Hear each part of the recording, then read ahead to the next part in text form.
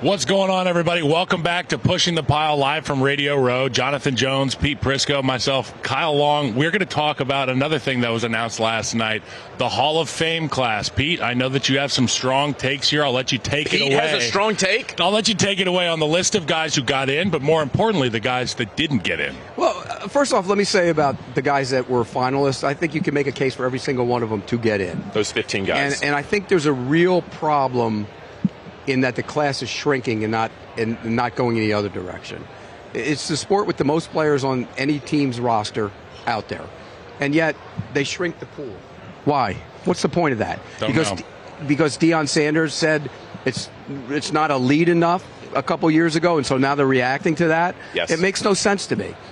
You have more players in any roster in any other sport, and yet they're shrinking the pool. A, that's a problem. B, the way it's voted on is a major problem. You have block voting. You know, this guy in New York, well, I'll vote for your guy, you vote for my guy, and they will deny that to no end.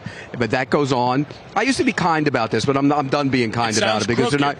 they're not. No, it's not crooked. It's just not the right way to do it. And why are they in forever? He's a Supreme Court justice. You mean the voters? Why Forever. the voters? Yeah. Forever. You're in. You never lose it. No matter what. You're a Supreme Court justice. So I joke around. I call them the Supreme Court justices, and they don't like that either. But the bottom line is, I don't like the process. I think it needs to be changed. It needs to be better. You need to get more people in. You need to change the way it's voted on. You don't need to go to baseball. What do they have? Like 380 people vote? And it's secret. Yeah. I mean, and there's a lot of secrecy around this one as well. I will say, and maybe we could put up the graphic of the guys who got into the Hall of Fame. Pete, I should have known better. I thought that you were going to start with congratulating the 4 guys who got enshrined into the Hall of Fame. Congratulations to everybody who's a finalist and everybody who gets this far. It's great. It's a tribute to you. And look, it's great that they did that. I just think the process needs to be revamped because there should be more than 4. Okay, so let's go ahead and talk about Jared Allen, who was one of the best pass rushers Love him. of a generation, who couldn't get in last year because Julius Peppers went in as a first ballot Hall of Famer. Let's talk about a Sterling Sharp who had been knocking at the door, but because of injuries that shortened his career, it took him a while for that sort of resume to age better. Antonio Gates should have already been in. I'm glad that he is now finally in. And Eric Allen, Sun Devil.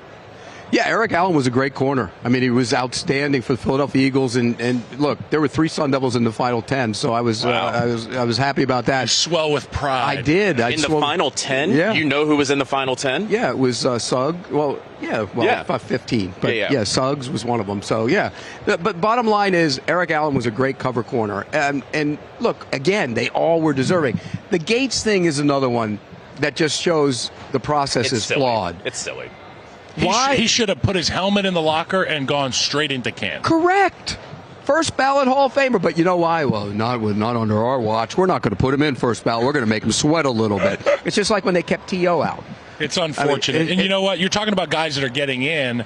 There's 2 names at the top of the list, in my opinion, that didn't get in that are worth talking about here. Eli Manning and Fred Taylor. I know Fred Taylor is a guy that you stand on the table for weekly at Pushing the Pile. Give me a little bit of insight on why maybe they didn't get in. Okay, let me start with Fred Taylor. Here's the reason why Fred Taylor is Exhibit A on what's wrong with the process. Fred Taylor didn't go to Pro Bowls. Why didn't he go to Pro Bowls? He played in Jacksonville. Jacksonville was a small market team that got little attention. But when he was playing there, it was a new team, so it really got little attention. He also played at a time where he put up really good numbers every year. There happened to be a guy or 2 that put up better numbers, for example, and then they fizzled out. Like Priest Holmes put up monster numbers. Jamal Lewis put up monster numbers, but they didn't do it over the course of the long haul. He had sustained excellence. And so he got hurt from that as well when it came to all pros and stuff like that. But more than anything, nobody watched him. The guys that vote, few of those guys can sit there and say, I'll tell you exactly how Fred Taylor plays. He was 6'1", 235, had a jump cut, ran 4.3 in the 40, was actually timed in 4.27, and was capable of lining up wide right and beating Rod Woodson, one of the fastest men who ever played in the league, one-on-one for a touchdown in the passing game. The guy was truly special, but they don't know that. All they know is his stats. Oh, he only went to 1 Pro Bowl instead of doing the work, and that's part of the problem. Go ask any player. Ray Lewis, Derek Brooks, LeVar Arrington was down there. I was on their show today. I said, who's the best running back? He said Fred Taylor was the best running back I ever played against. That's why he should be in the Hall. You ask a bunch of players, and I think they're going to put a whole bunch more people into the Hall of Fame. I'm just going to go ahead and say that. I think everything that Pete said obviously is verifiable fact. I think ultimately of these 15 finalists, I would not be surprised and have talked with folks who would put Fred Taylor in that 13 to 15 range. I don't know.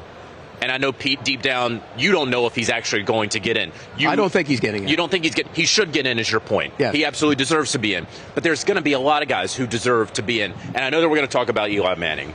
And we got some takes on that. Guy who deserves to be in is Luke Kuechly. I agree. Right. I mean, you talk about best middle linebacker for almost a decade. Obviously, the concussions derailed his career. Did he do it long enough? Okay, whatever. Should he be in first ballot, second ballot? He better get in 2026. But that, to me, is the guy who, especially if you only got 4 guys going in and you got room for a 5th, it should have been Luke Kuechly. Let me ask you this real quick on one thing on Fred Taylor. And this is how I kind of gauge this, and I know the Hall of Famers will do it. Next year, Frank Gore is up. No? Well, Frank Gore is 3rd all-time in rushing yards. Not a first ballot Hall of Famer. But he wasn't better. No offense to Frank Gore. He wasn't better than Fred Taylor.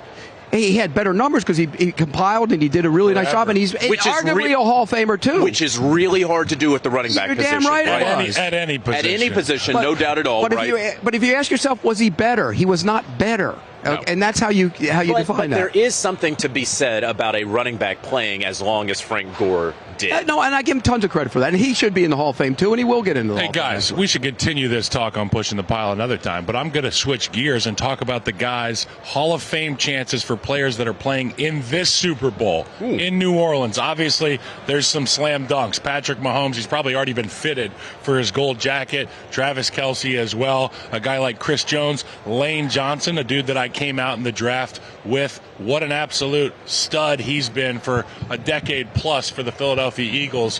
What do you guys think? Are there any surprises, maybe guys not on this list that you think should be future Hall of Famers in the Super Bowl? Yeah, so we have Mahomes, you got Kelce, you got Chris Jones, you got Lane Johnson. Guys who are on that trajectory, I think you got to put Saquon Barkley on that trajectory right now. He can't retire after the Super Bowl and get in. Right? No, but if these guys all retired after the Super Bowl, they all get in. There's no, I don't think there's any doubt about that, right? All of them. But you could get a Jordan Mailata. He just joined the elite party though, Saquon. In terms of playing with elite. Yeah, Saquon's got to have another year like he had this year. Not to that, but like 1,700 yards, and then all of a sudden and they win this. They win this week. He has another year like that. And then maybe he starts tailing off, but he still puts up big numbers. What about DeAndre Hopkins? I say no. Right now, I would say no. Right now, we're going to get a backlog at wide receiver. Correct. Torrey Holt didn't get in. Steve Smith Sr. You got Reggie Wayne. Larry Fitzgerald is coming up. Antonio Brown's going to be up. Julio Jones is going to be up. Where is DeAndre Hopkins ultimately going to fit in? Heck of a career. A 5-time All-Pro, right? That's nothing to snub your nose at. But he's probably on the outside looking in for me. Yeah, I would agree with that. And again, you talk about the receiver. They always say, well, the receivers, their numbers are all going to hurt them. They're bloated because of the passing game and everything. Well, are we going to go back in the 70s and take the runners out then? I mean, you're not going to do that. No, you aren't. Obviously. So there's probably one runner from the 70s you'd take out. Guys, get it together.